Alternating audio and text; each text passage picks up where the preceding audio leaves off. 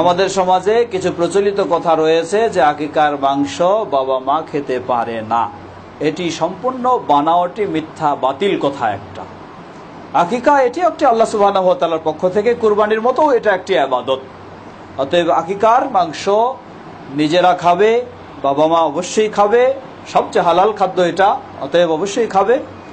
বাবা মা খাবে, সেই পরিবারের সদস্যরা খাবে, আত্মীয়দেরকে খাওয়াবে, দরিদ্রদেরকে খাওয়াবে। এটাও কুরবানির মতোই 3 শ্রেণী খাবে।